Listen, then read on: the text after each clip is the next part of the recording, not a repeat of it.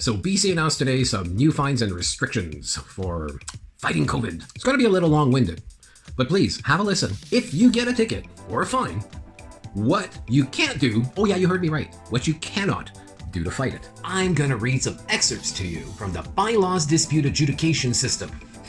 This system was put into place in 49 municipalities in British Columbia in the 2000s, and it was spread across the country as well. PI's got it, Montreal's got it, Toronto's got it. Not all jurisdictions, but a lot of places in Canada decided to change the way you fight parking tickets. And parking tickets are part of bylaws. And these new rules and regulations that Dr. Bonnie Henry, that sweet lady, sweet, bless her heart, along with Adrian Dix and John Horgan. So it basically gives power to even bylaws officers, conservation officers, gaming officers, potentially WorkSafe BC also, that can all issue these fines. And also, the other fantastic part is there's a snitch line. So if you wish to report offenses as well. Let's ignore the whole fanfare of what kind of ticket or whatever, because you know some people are going to be issued fines. And then those people are going to want to go and appeal those fines. Are you ready? Just quick little excerpts for you. Avoids the unnecessary attendance of witnesses. The function of the adjudicator is strictly to confirm or cancel the bylaw notice. Did you understand that one? Oh, I like this one. The adjudicator also has no jurisdiction to deal with challenges to the bylaw or claims of infringements of rights under the Charters of Rights and Freedom. Well, the decision of the adjudicator is final, and the Act does not allow for appeals. Did you understand that one also? The person may seek relief in the Supreme Court of BC. But wait. The decision of the adjudicator is strictly whether a violation of a local government bylaw occurred or did not occur. The process is not designed nor intended to deal with challenges to the fairness of the bylaw, validity, or other legal questions. I'm not going to break it down for you. I think you can figure that one out. The legislation does not permit the local government or the disputant to appeal the decision of the adjudicator. Remember that one I read to you about you may seek relief in the Supreme Court of BC? Well, sorry. This one says you're not allowed to. It does not permit.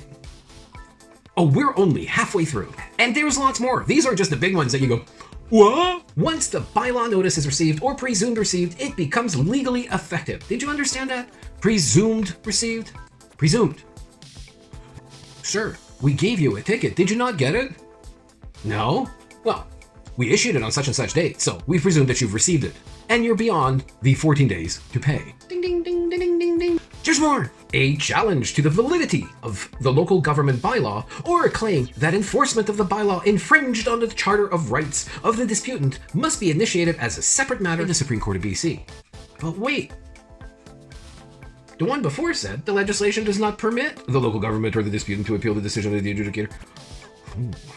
The adjudicator's authority is limited to determining whether the contravention occurred as alleged. So if you're trying to dispute this, here's the question. Did you get the ticket? Yeah? You're guilty.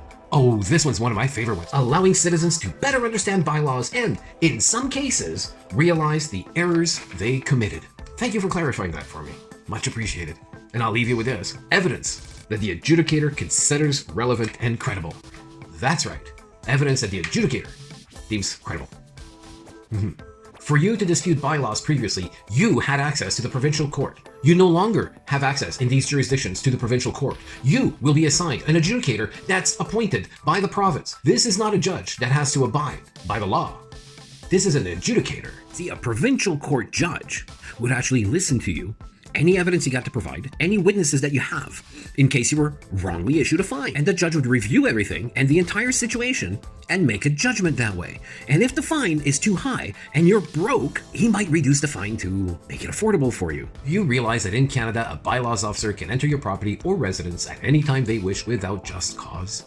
And now the government is giving all these fines in case you protest, you're in the wrong place, you're not wearing a mask. And this is not just for individuals. You might think this is just for anti-vaxxers and protesters, but no, this is also for businesses. There'll be some that are not going to push the passport, and there's going to be other ones that are just not going to apply the guideline the way they like it. Mistakes are made. Some of you are thinking that this will be temporary with COVID measures. Don't forget, 2 weeks to flatten the curve. We're 20 months later. Some of you have heard that they're already talking about climate lockdowns. Now imagine to save on energy. There's an 8 p.m. curfew to turn your lights off to save power. Even program it for when you do have power and when you don't have power. You might get your hour a day. whole house and your property falls under bylaws. This is not for cops to come and give you a fine. This is a bylaws officer, a conservation officer, a gaming officer, a neighbor that snitches. How far does this need to go, people? This needs to end now. What I read you is from the Attorney General's office in British Columbia, the Bylaws dispute adjudication system.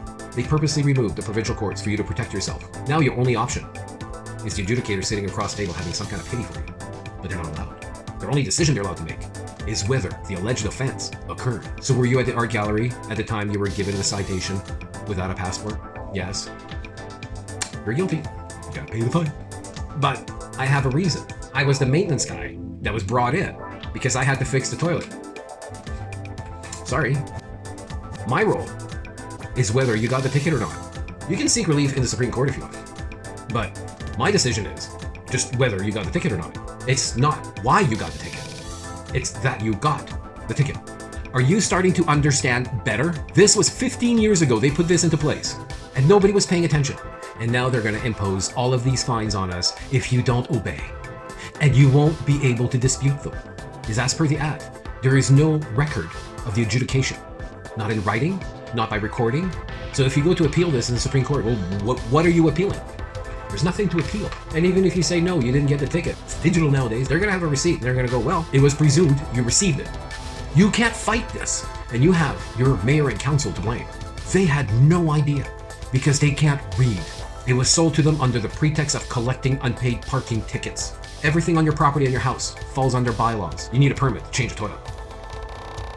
These same laws are being put into place all across the world, all the UN ones, removing my ability to defend ourselves. Time for you to pour yourself a drink and start thinking about what I just said.